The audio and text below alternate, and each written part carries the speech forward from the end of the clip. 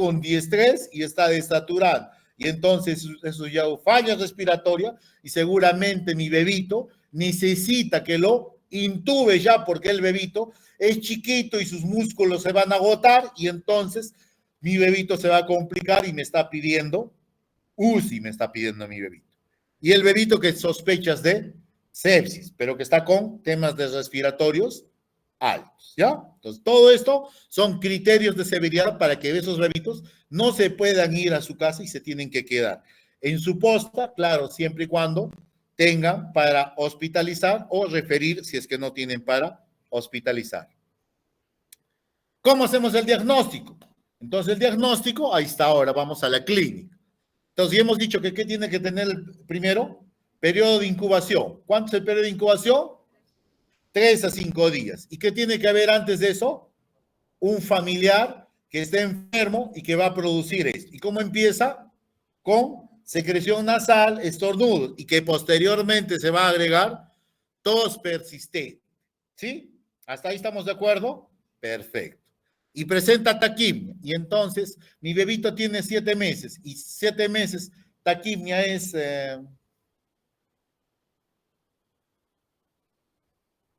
ya me olvidé tu nombre. Deyanira. ¿Sí? Deyanira, ¿sí? ¿Ya? ¿Qué es taquimia? A los 7 meses.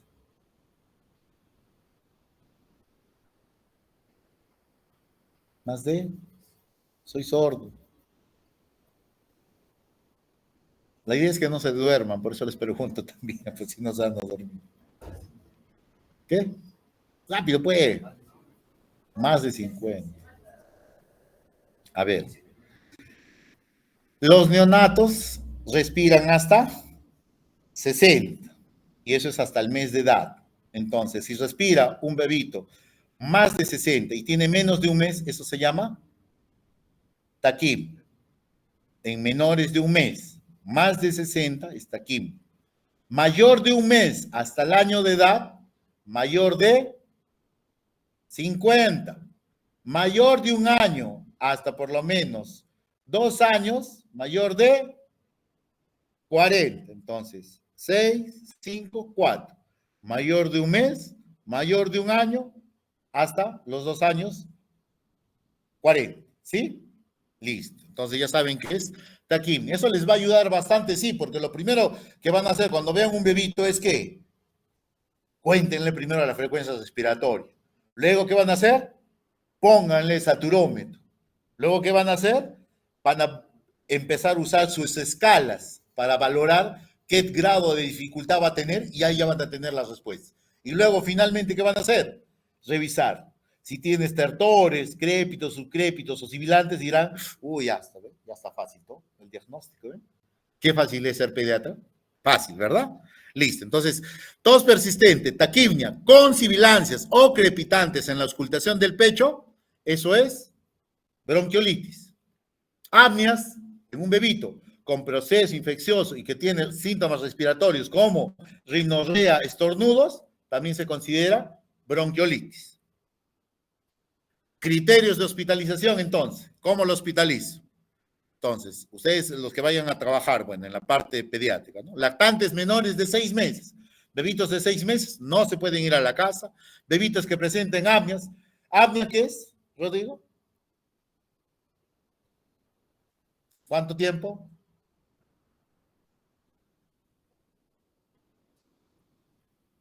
Nada más. Entonces, yo veo que un bebito no respira, o sea, yo lo veo en la incubadora, el bebito así está, de repente tiene respiración, está estornudando todo y de repente que se queda ahí, y luego sigue otra vez. Ese es apnea. Sí, así es la definición. ¿Y qué se llama pausa respiratoria entonces?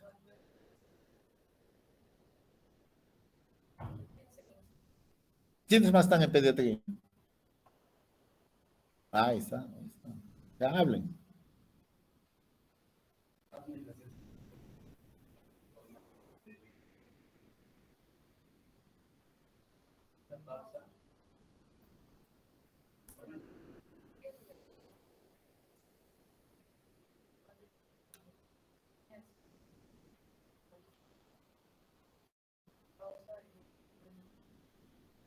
Nada. Tienen que ver que un bebito cuando haga esa apnea, esa pausa que le llaman unos, pausa para mí es que simplemente que ahí no, respira por más de 20. Pero me fijo en la saturación y la saturación sigue siendo 92, 94, 96. Pasa el tiempo y sigue el bebito respirando. ¿Desaturó? No, no. Pero mi bebito está ahí, pausa, saturación, 89, 88, 80, 75. Viene la enfermera y lo sacude. Y otra vez empieza el bebito a respirar y la saturación, 85, 88, 90. ¿Qué ha hecho el cambio ahí? La saturación. Entonces, el apnea no solamente tiene que ver con un tema de tiempo de pausa, tiene que ver con el tema de saturación. La pausa, porque muchos neonatos hacen eso. Respiran así rapidito, pausa, y luego otra vez, sigas respirando. Eso hacen los bebitos. Entonces, uno tiene que estarse fijando. ¿Qué es eso? Pausa, apnea. Son cosas totalmente distintas. Uno tiene que ser clínico, tienen que mirar. Saturación menor de 92 grados, claro, 92%, grados, 92%. Ingesta inadecuada de líquidos vía oral, no quiere lactar, no quiere comer, lo que hemos comentado, tampoco, te tienes que quedar hospitalizado. Persistencia de dificultad respiratoria, acá le pone mayor de 70 por minuto, pero ya hemos hablado nosotros de las edades y las frecuencias respiratorias. Mayores de un mes, Rodrigo, ¿cómo era? Menores de un mes. Mayor de 60. Taquipnia, mayores de 2 meses, Lucero. Mayor de 50, no dice cuánto, es simplemente mayor de 50. Y Ernesto, mayor de un año, mayor de 40. No hay un máximo, simplemente dice de 40 para arriba es taquipnia, simplemente, no dice hay un máximo es esto. Y pacientes de factores de riesgo, como les comenté, prematuros, menores de 32 semanas o que tengan algún tema de inmunodeficiencias o problemas neuromusculares. Esos son bebitos que no se pueden ir. ¿Por qué? Porque si ya tienen un poquito de diestrés respiratorio, son bebitos que se complican rápidamente. Vamos con los red flags, ¿ya? Vamos. Esto los europeos le llaman, ¿no? Banderas rojas, o sea, peligro y riesgo que uno tiene que tener. Entonces, empeoramiento de función respiratoria. La traducción de lo que es quejido, que para nosotros los pediatras llamamos ese quejido, le llaman acá a la traducción española se llama gruñido, pero por eso les interpreto, el gruñido se llama quejido, el bebito está, ese gruñido es el quejido que tienen, y entonces un bebito ya tener quejido, ya para mí, más que tiraje, más que aleteo, para mí es un bebito que ya tiene que quedarse hospitalizado y que necesita o dos cosas. Que yo le haga una gasometría o que de frente ya lo pase a un CPAP este bebito. Lo mínimo que puedo hacer. Y ojo, no estoy hablando de un neonato, estoy hablando de lactantes menores y que pueden ser hasta lactantes mayores. No confundan lo que son neonatos. No, el doctor solamente ha dicho neonato, yo no he dicho neonatos. Pueden ser o los menores de un año o los mayores de un año que se usan los CPAPs, ¿ya? Pues por un si acaso.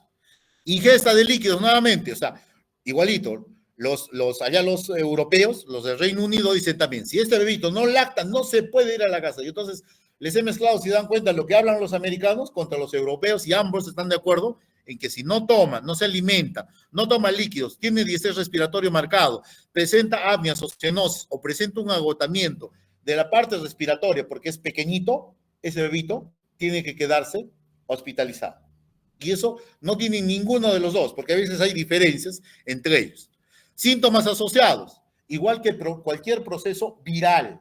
A veces dicen, no, doctor, está haciendo fiebre de 38,5, esa es bacteria. ¿Y dónde han leído que las bacterias solamente son las únicas que producen fiebre? Los virus también provocan fiebre. Hoy día uno de sus compañeros fue a mi consultorio y yo les dije, ¿no? O sea, no hemos aprendido mucho de lo que ha sido COVID. ¿El COVID qué provocaba? Temperaturas altas, 39 grados. ¿Provocaba qué? Dolores de cabeza intensos. Provocaba diestrés respiratorios marcados. ¿Y cuánta gente se ha muerto por COVID? ¿Y qué era el COVID? Un virus, doctor. Y ahí está. 2 años encerrados y no han aprendido de COVID. Y entonces, este es un virus que lo conocemos más años y que miren, que provoca fiebre. Por lo general dicen menos de 39, pero no significa que no pueda provocar temperaturas altas. Entonces, ojo, pestaña y ceja. Entonces, ¿no? Importa bastante la clínica. La mala alimentación, normalmente después de 3 a 5 días de la enfermedad, son algo que también se asocia siempre al bebito, porque como está agitado, el bebito en lo que lacta, quiere lactar este bebito de 4 meses o 6 mesecitos, quiere lactar, y como está con su frecuencia respiratoria de 70, ¿qué pasa? No puede. Quiere lactar y se cansa y solamente 2 jaladas y no puede lactar. Y entonces eso, tanto los americanos como los europeos dicen, no tiene una buena alimentación o no se está hidratando bien. Entonces, por lo tanto, ese bebito tiene que estar siendo evaluado. Pensar en sibilantes inducidos por virus o asma de inicio precoz, solo si hay sibilancias recurrentes, o sea, hace una semana yo estuve hospitalizado por un tema de bronquiolitis, ya se fue sin nada de procesos y nuevamente está empezando a presentar sibilancias recurrentes. Y historia de algún familiar o algún familiar de atopías, ¿no? Y entonces, algo que se discute en el tema de bronquiolitis, ¿qué es? Doctor, si el primer episodio es bronquiolitis y le dio los 4 meses y el bebito ya tiene 7 meses y nuevamente lo escucho sibilantes, ¿qué es eso? Y hablamos de asma en menores de 2 años. Y entonces es una gran pregunta esa también, que se han hecho muchos pediatras. Y entonces, chuta, doctor, y si es el tercero y tiene al año, ¿qué es eso? Si la definición dice que es el primer episodio, doctor. Y entonces, muchos lo catalogamos al segundo y tercer episodio como SOB, síndrome de obstrucción bronquial, y sigue siendo el manejo tan igual que ¿quién? Que una bronquiolitis. Entonces, ojo, cuidado con eso, porque son cosas que a veces uno dice, asma no hablamos en menores de 2 años, porque tiene sus catalogación de lo que es asma, y a esa edad no hablamos nosotros de asma. Puede tener y puede ser inducido, que más adelante se los voy a mostrar, ¿ya? Pero eso para que tengan en cuenta. Entonces, una cosa es hablar bronquiolitis, otra cosa es decir SOB, ¿ya? Y entonces ya hemos visto, miren, ya hemos visto cómo diagnosticamos y ahora vienen estos índices o estas tablitas. ¿Y para qué vienen los índices y las tablas? Lo que pasa es que puede que para mí esté grave, puede que para mi otro colega esté moderadamente grave y para otro colega viene, lo mira el bebito y para él no tiene, este bebito está normal, está sano, dice.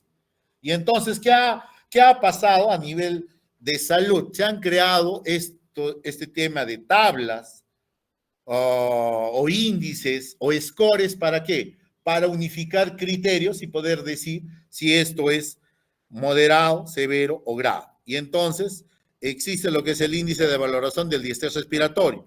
Entonces, si no tiene sibilantes, lo catalogan como 0. Acá, ¿no? En la expiración, no. Si tiene al final, si tiene en la mitad, si tienen los 2/4 de la expiración, no, doctor, está en toda la expiración y ahí están cómo lo catalogan. En la inspiración, si no está, si está al inicio, todo esto. O sea, puedes encontrar sibilantes tanto en expiración como en inspiración. Pueden encontrar. La definición anterior, ¿se acuerdan? Creo que los americanos hablaban sobre el tema de sibilantes expiratorios, pero no necesariamente, pueden haber sibilantes inspiratorios también. El tema de las retracciones, que pueden ser supraclaviculares, intercostales o subcostales, o sea, está hablando de acá, subcostal, intercostal y hasta supraclavicular. Y entonces, cuando hay diestrés respiratorio, si es leve más o menos, va a estar abajo, subcostal nomás. Pero si a ese diestrés le agregas que ya tiene intercostal, seguramente ya va a estar comprometido y los sibilantes vas a escuchar ya no solamente al inicio de la expiración, sino tal vez al medio o de repente en toda la expiración. Y será más grave si el bebito ya tiene apoyo de los supraclaviculares, porque son músculos de ¿qué? De apoyo, accesorios son esos en temas de dificultad respiratoria. Entonces es algo que uno tiene que tener marcado. Y entonces existe esta tablita para el periodo, es para decir si mi bebito está con dificultad o sin dificultad. Y finalmente, algo que sí me va a ayudar para lo que es bronquiolitis es la escala de Downes modificado. Y entonces, ¿qué dice esta?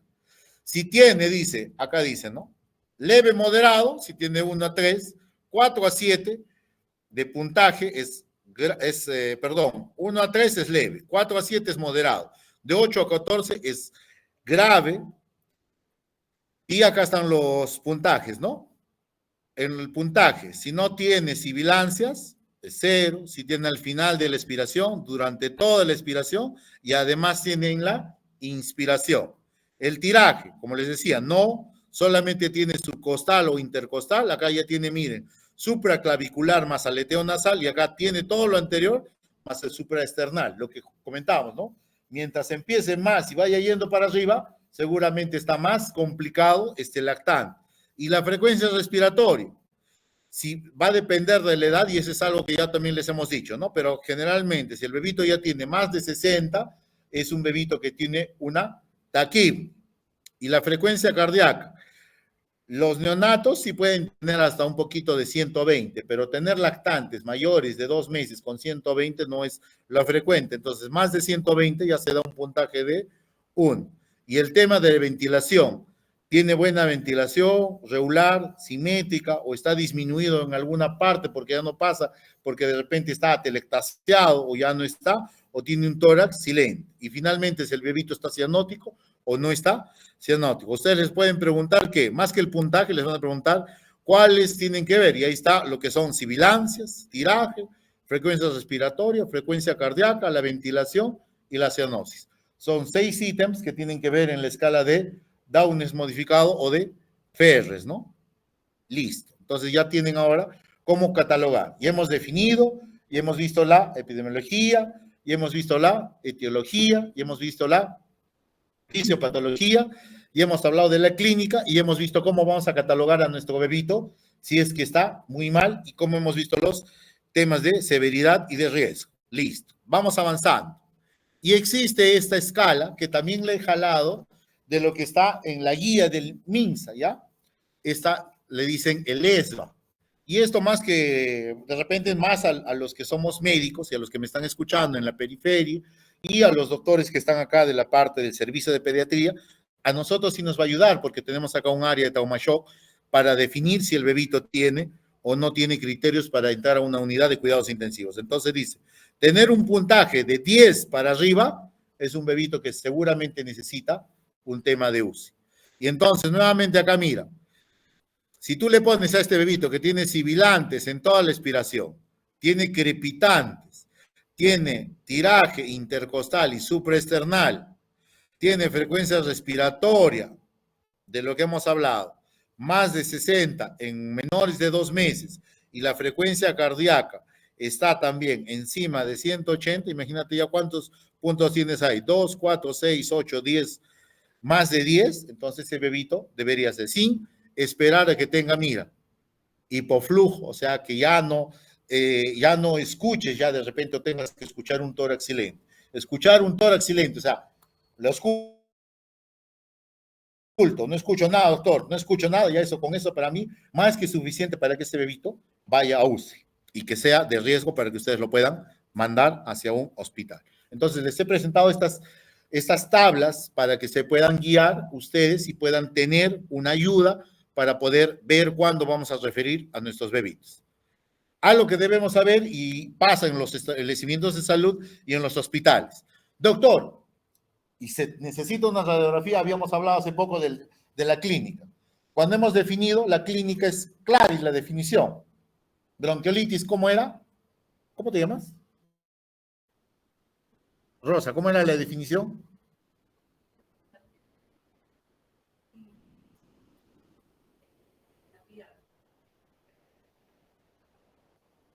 Ya está. Que pueden ser sibilantes o crepitos, ¿verdad? Listo. Pero te habla algo de que tienes que tener placa, algo. No, ¿no? Y entonces ahí te dice, mira, no lleva a cabo de forma rutinaria una radiografía de tórax en niños con bronquiolitis, porque cambios pueden imitar la neumonía y no deben ser utilizados para determinar la necesidad de antibióticos. Solamente cuando debe ser utilizado. Cuando de repente yo le he tenido con un score a mi bebito y en vez de mejorar, ya lo estoy nebulizando, ya le estoy dando todo y al segundo o tercer día empeora a mi paciente. ¿Y eso qué puede ser? Algo está pasando en ese pulmón y entonces ahí sí puedo usar, pero de arranque, sé que es bronquiolitis y le quieres tomar placa, ¿para qué? ¿Para qué? La guía dice que no y en eso están de acuerdo los americanos, están de acuerdo los del Reino Unido y estamos de acuerdo también nosotros. Y en la guía, cuando revisen la guía del Ministerio de Salud, también dice, no debe ser tomarse una placa de inicio. Las radiografías en bebés con bronquiolitis no deben tomarse de inicio. Ahora, ¿qué más aparte de la radiografía? Doctor, debemos tomarle un hemograma, como hoy día también uno de sus compañeros. Un cargador, por favor, hasta que se va a morir. Se muere. Entonces, ya se ve desconectado. Algo que se hace normalmente, ¿no? Entra un pacientito, hemograma PCR. Pero si ya sabes la definición, lo único que me falta es saber que este es por un virus o una bacteria. Si estamos diciendo que es el primer episodio de visibilantes o subcrépitos o crépitos en estos bebitos menores de 2 años, ya que le quieren tomar un hemograma. ¿Va a cambiar la conducta? No. ¿El PCR cómo les va a salir? Alto. ¿Para qué le sacan sangre? ¿Para qué lo pinchan al bebito? O sea, sacándole sangre. O sea, déjalo al bebito, ser feliz. Déjalo con su diestrez, ahí nomás, míralo, obsérvalo. Búsqueda activa de tipo de virus sincitial. Eso es algo que no estamos haciendo en nuestro hospital. Lamentablemente no tenemos acá lo que se llama un hisopado. En hospitales, Centinela, como es el hospital regional, sí cuentan con hisopados, les hacen hisopados los lactantes y ellos sí, pues, pueden diagnosticar y pueden verificar que estamos hablando de un ¿qué? De un sincitial respiratorio o de alguno de los virus que les he mencionado. Cultivos bacterianos. Algunos le van a tomar hemocultivos si es que el bebito no mejora. ¿Todas o ninguna? ¿Cuál de todos estos le harían ustedes? Ya. Ninguna es la respuesta, ¿no? Nada de esto se hace en los bebitos, ¿no? Nada de tomar cultivos, nada de tomar otras cosas, ¿no? Y ahora, ya estamos terminando, entonces vamos entonces, ya no necesitamos exámenes de laboratorio, no necesitamos placas, doctor, para lo que es bronquiolitis. Entonces, ¿cómo vamos a tratar, doctor? A ver, y en el tratamiento también hay un tema, hay un montón de información en lo que es en relación a bronquiolitis. Doctor, yo he leído, dice ahí hidratación, oxígeno, hablan de broncodilatadores, hemos visto, doctor, que en piso ponen salbutamol, adrenalina, bromuro de hipratropio, le ponen dexametasona, le ponen, doctor, suero salino, que es mejor, montelukast, doctor, surfactantes, antibióticos, ceftriaxona, fisioterapia, CIPAP, palimizumab. ¿Qué hacemos, doctor, con este bebito? ¿Cuál es la verdad de todo esto? La verdad de todo esto es la que viene acá. La verdad es que lo único que se necesita en estos bebitos son dos cosas. Primero, buena hidratación y que tenga una adecuada ventilación para mí. Y eso es todo lo que necesita un bebé en relación a esto. No necesita más. Entonces son dos cosas que tienen que llevarse a cabo.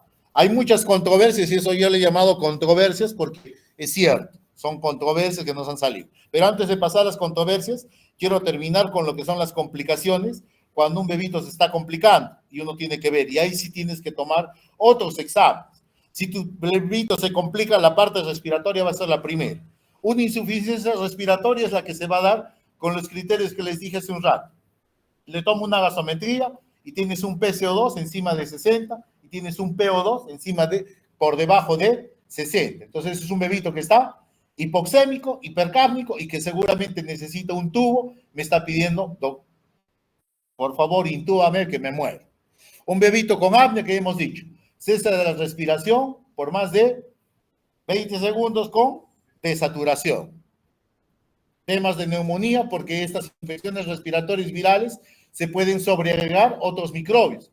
El moco que no sale y que no puede expectorar ese bebito, ese moco se puede sobreagregar una bacteria. La telectasia, ya te he dicho, estos bebitos no tienen poros de Cor, no tienen los poros de Lambert, por tanto, no se oxigena, todo tiene la oxigenación para que se pueda abrir, por tanto, se atelectasea, no funciona el famoso BQ, por tanto el bebito entra en insuficiencia respiratoria. Finalmente, estos bebitos pueden llegar a ser también neumotórax, pueden haber infecciones asociadas de las que les he manifestado, algunos pueden llegar a ser una sepsis como pediátricos, no solamente sepsis como neonatos, y finalmente el tema de deshidratación porque no se les está dando adecuadamente sus líquidos a estos pequeñitos. Hasta acá algunas preguntas, porque luego lo que viene acá, controversias bien. Sigo avanzando, no hay dudas.